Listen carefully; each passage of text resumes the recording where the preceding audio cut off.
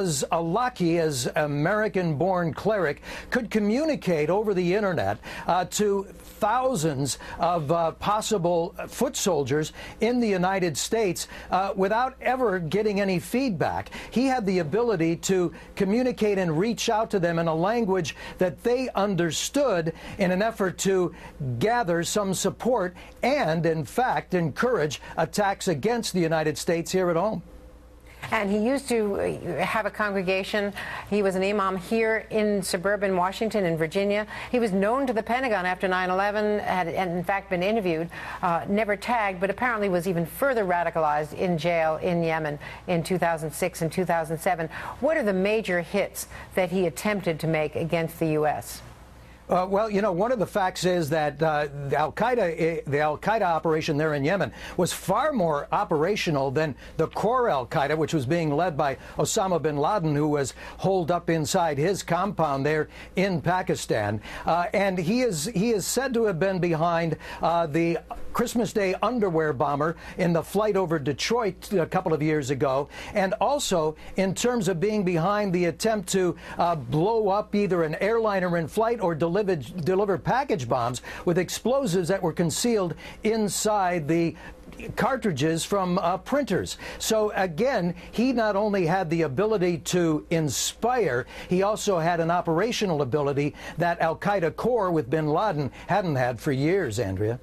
Jim Milkaszewski at the Pentagon with the latest on this very big development. And with me now in his first live interview, Michael Leiter, former director of the National Counterterrorism Center, and now having left the government, you're able to talk. You know this inside out. You were involved in the bin Laden hit, of course. This, how big a deal? This really is a huge deal, Andrea. After killing bin Laden, I think Al-Awlaki was really the #2 target. No one was more important to protecting the United States. Jim Milkaszewski was talking about how inspirational he was. He had quite a following, among them, of course, what happened in Fort Hood, that and other young Americans and military were following this man online.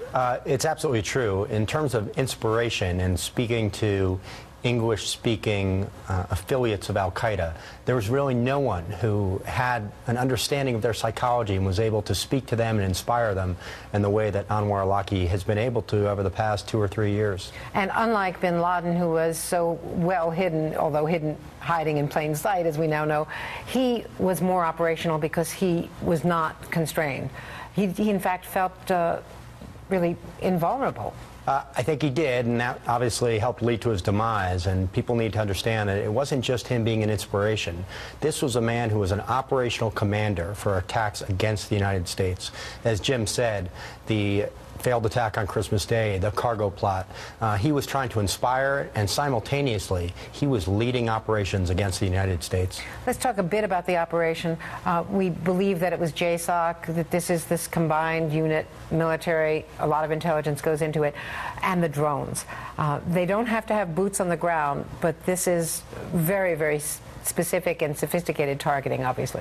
Well, it is, and I think a lot of the tools that have been used successfully to pressure Al-Qaeda in Pakistan over the past several years, this illustrates how that same approach to countering terrorism without boots on the ground can also be successful elsewhere and needs to be applied elsewhere in places like Yemen. A minute to just talk about Mike Mullen, because we don't want his transition out of the military today to go unremarked. He's leaving with quite a blast at Pakistan, at the very leaders that he, in 27 separate missions, went over to try to cultivate a closer relationship with both the military and intelligence operations there. And now, in the last 10 days, he has basically accused them of using the Haqqani network against our soldiers. What he said yesterday is, I had to speak out because they're killing Americans in Afghanistan. This a veritable arm, he called it, of the Pakistan spy agency. That's tough stuff. It is, and I think Americans really have to take note of that, because Admiral Mullen is someone who has served this country so bravely and boldly for so long, and he knows Pakistan as well as almost any leader in this government. And his words about the Haqqani network do reflect, I think, the seriousness with which we have to take the Haqqani network, but also the potential relationship back to Pakistani security services. Pakistan has to be an ally in our fight against al-Qaeda and other radicals in this area of the world. And I think what Chairman Mullen said was not always the ally we need them to be. And what he said today was, in fact, to those who have not been friends enough to us, take today's actions against al-Awlaki to heart, because you want to have friends to people who have access to drones. Well, there's no doubt that, again, this action against al-Awlaki, much like the action against bin Laden, shows the reach and the focus of our counterterrorism efforts. And it really was an important success to securing the United States and our allies. And if I may say so, just on a personal note, a lot of that work was done by you at the Counterterrorism Center, and thank you for your service. Well, thank you very much for that, and I thank all the people who are still doing this work out there who had this success today. And so now let's bring in former Congresswoman Jane Harman, president of the Woodrow Wilson International Center and an intelligence expert from her days in Congress and since.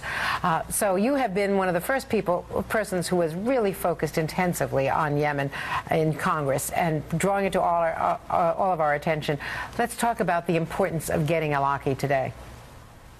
Well, I think the things that were just said by Jim Miklaszewski and Mike Leiter are all true. I would add something about al-Awlaki, which is that he personally harbored two of the 9/11 hijackers in San Diego and then moved to Northern Virginia and knew some of the rest of them. So he goes back a long way in terms of heinous crimes against innocent citizens in America.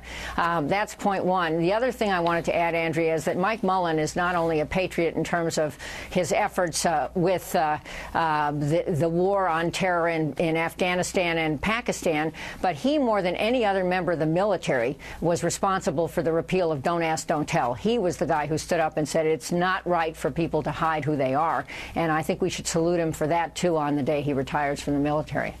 Indeed. In fact, that is a point that we have been making. He said that if you believe in and you follow the military code, that code requires you not to lie about anything, including who you are.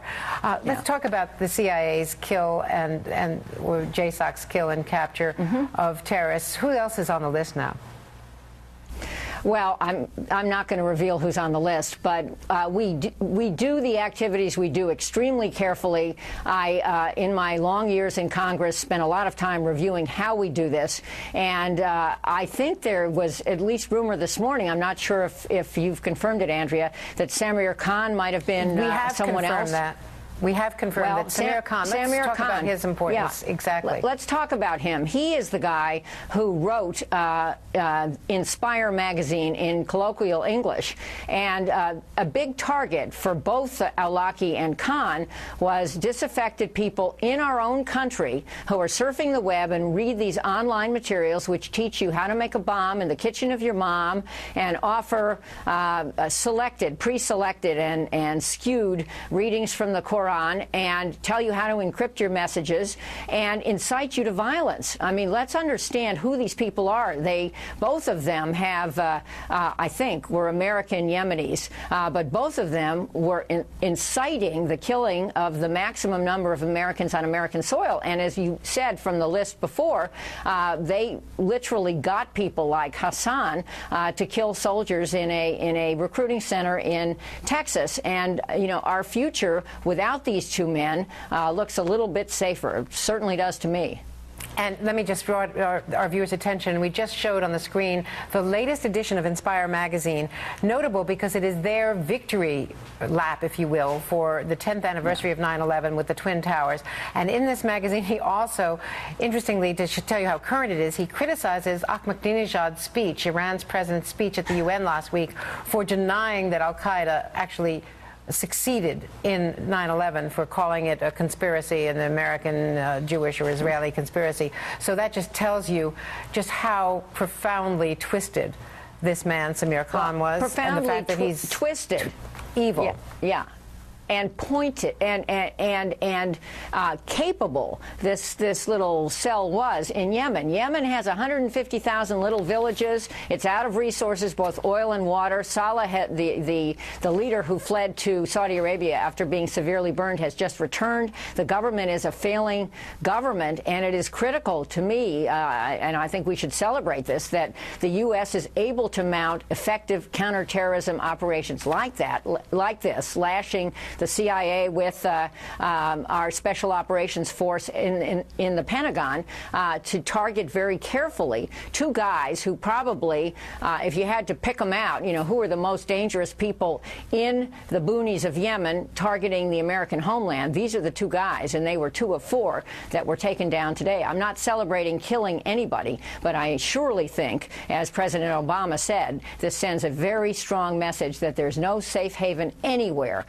for terrorists, senior operational terrorists who want to kill as many innocent Americans as possible. Thank you so much, Jane Harman, for joining us today.